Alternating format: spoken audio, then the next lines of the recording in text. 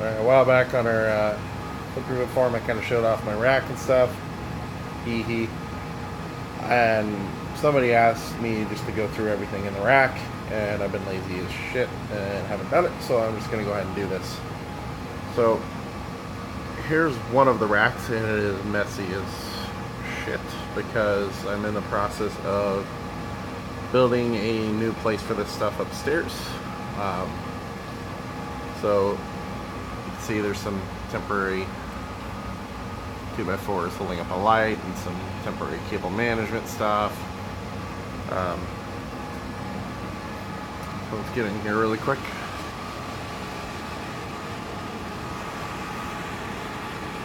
That's better, right? So this guy here is a 48 port Quanta switch, LB4M if I remember correctly. 48 port, 210 gig uplinks, console management plugin. I hate this thing with a passion. It uses not open switch. I can't remember the software, but it's just god awful command line, especially for when you're trying to do VLAN trunking.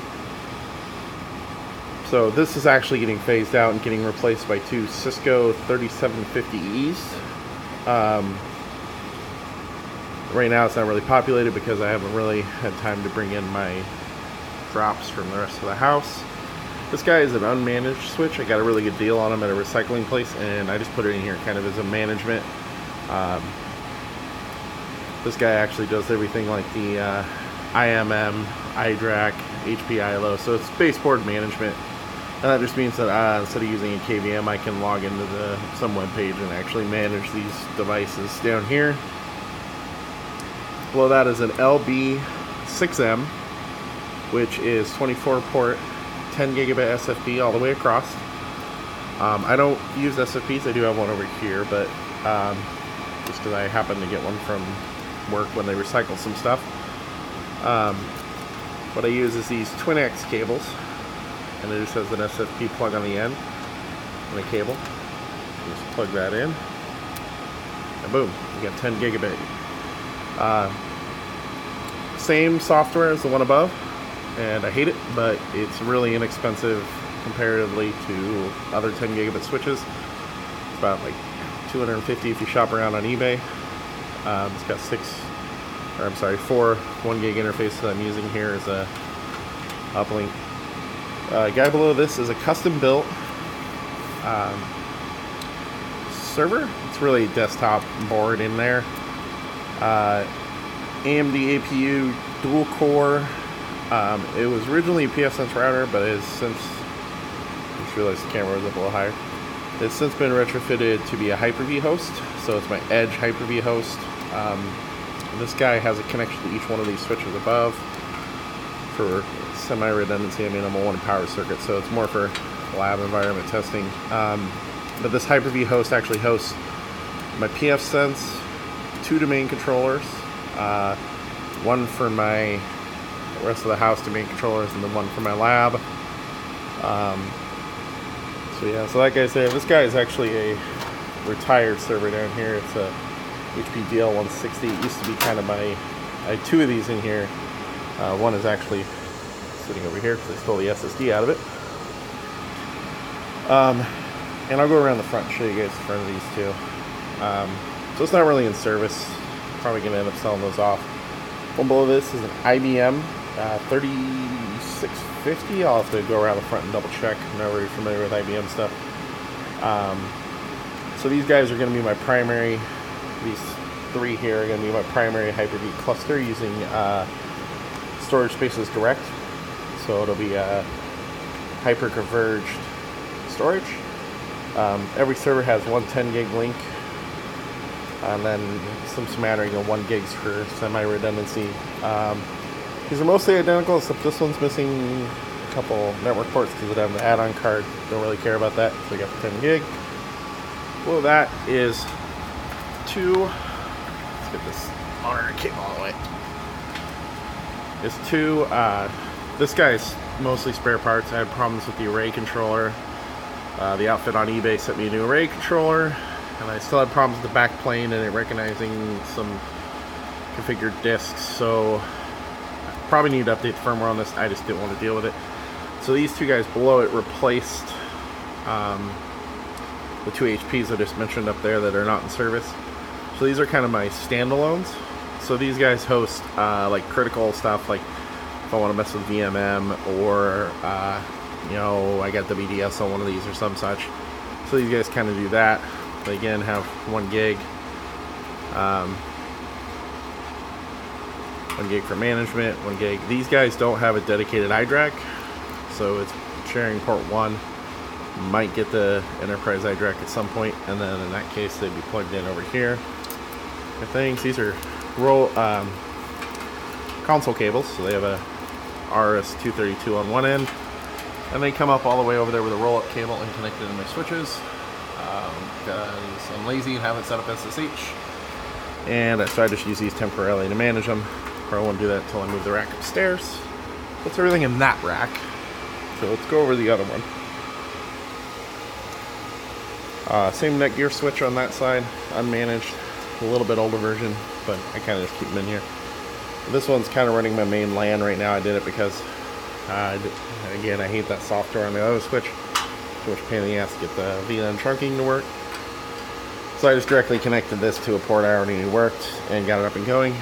Below that is, you'll notice, Edge 02. So this is another Hyper-V server, same AMD, dual core APU, blah blah blah. And this guy is configured to be a mirror of the one over here. And what I do is I VM replicate from 01. So my main router's here. It VM replicates a little overzealously. I gotta change that to here. And then there's domain controller 2 and 2. So my home domain and my lab domain 02 and 02. And then my home domain 01 and lab domain 02 are here. So if one of these boxes were to die, I can rebuild them, resync the AD databases, and fail over the router over to this guy. So that's more because my wife is going to school and I need to make sure the internet stays up. So that's kind of there. This guy has kind of been an experimental test bed for some GPU pass-through. I can't remember the name of the case, but it's got 24 hotspot bays in the front. Again, it's got the 10 gigabit IMM, or in this case it's IPMI with a Supermicro board, and then a management interface. That guy is going to be retrofitted back into a storage server. If I can get some, I think like $70 I'm short to get a HP GL370, which has 8 PCIe slots, and in that case I'll have to retire these NVIDIA cards because for some reason NVIDIA is anal about the drivers and won't let them do GPU pass-through very easily. So those things I'm going to have to go to ATI cards. The test bed was to make 4 old Windows XP boxes with GPU pass-through and do old retro gaming on them. And the HP DL370 will allow me to do that. But then also have 2 more modern machine or VMs that are used for spares for when I have LAN parties or people over, and you know, they don't want to haul their computer or something like that. We can give them a moderately based system since we don't really play, you know, high-end games. So we'll go over here, which is kind of the storage area right now. The other HP server, random chassis, hotspot bays, tool belt, kind of the pseudo KVM when I need it. These things are great. Yeah, USB 2.0 can only do 480 megabits, wah. But they're great for when you need to like have if you have a desktop server or something like that, and you need just a kind of an out-of-band way to manage them, and it's a quick way to add a NIC and get that. I normally have it connected to the USB hub in here, so that if I connect this USB cable here to a computer, I can have that accessible if it has an operating system. More spare computer parts, more parts, 10 gig adapters, HBAs, backplanes. Ironically, I just upgraded these to support 4 drives. and then I got my power bill and decided I needed to retire some stuff. So these are leftovers from that.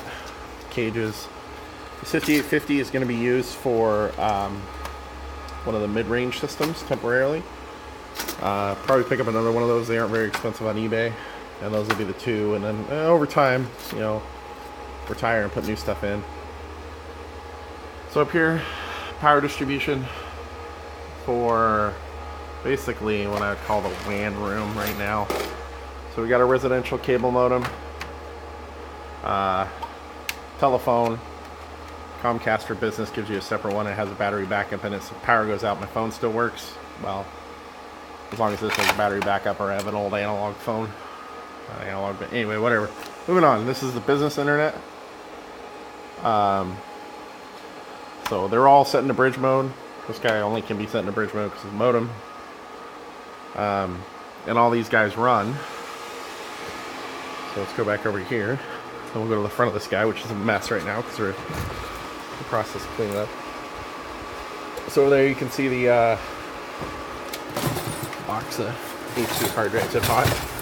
So over there you can see the 24 bay server. It's got a bunch of 3 terabyte drives in it. Get those all sorted out and configured. You can kind of see it through here. So that's the back of the server. There's 2 connections to each switch, and then kind of the white one is an out-of-band management. The yellow one is the internet. So raw internet goes into my Hyper-V server.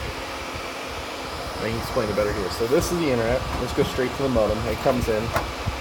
Those right here. I have a Realtek card in here now. I have an Intel one. I might dig out and show you guys, but we'll see. This is old. It's plugged into the PCI slot. I was trying to use it because PCI 64, PCIX, PCIX. It's been a while since I've had to use it, so it worked, but it was flaky. So I was trying. It was just going to be used for syncing stuff between the 2 systems, but whatever. So off of these guys are in an LBFO NIC team. So they'll utilize both bandwidth of both of these. No matter if they're plugged into the same switch or not. So it's switch independent NIC teaming. Excuse me. This guy is my management here. It's not connected right now because I had to pull the switch that had it. And this is just basically a back-end way to do it. In here, when this goes in, it goes into a NIC team, and then it gets connected to a virtual switch, and then off that virtual switch I create a VM NIC, which is how I'm currently managing it. This is kind of more out of band if shit hits the fan. You can see it's just it's similar, you know, desktop system. It's great. It's really low power. I've been really happy with it.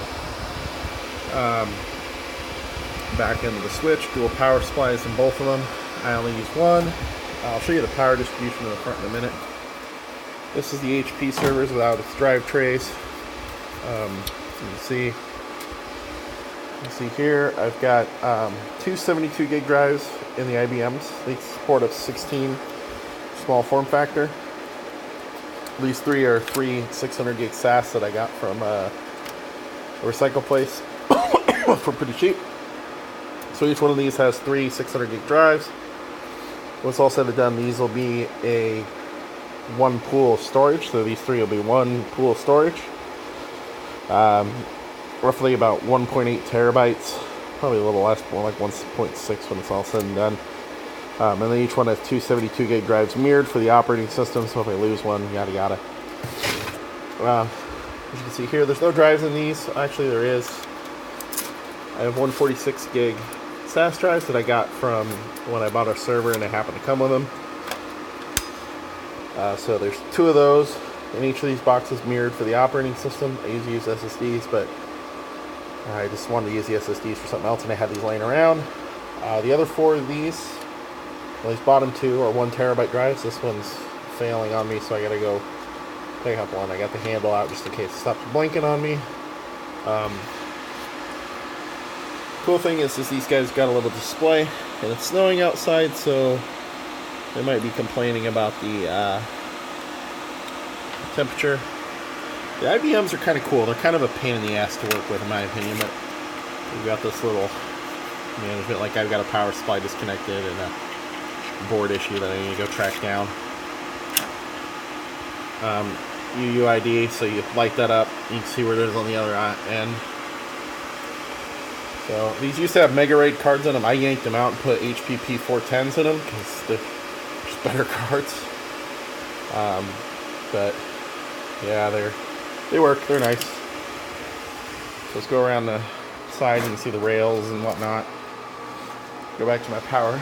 So when I bought my rack, the guy just basically tossed in these PDUs, 30 amp PDUs, and so they use C14. I don't know if I have any laying around. I'll have to see. But it's two, if you look up here, there's two 15 amp breakers here. So basically, I actually tested these once because I forgot to flip the switch in the back of one of these guys' power supplies from 110 to 220, and I popped it and it popped the breaker. It's fully, oops, sorry, I was just filming that. You can barely see that, but there's a screen here that tells me how much each bank is pulling amp-wise, and then the total. And also has an Ethernet port, so I can remotely manage this. So it's a fully metered PDU, which is great.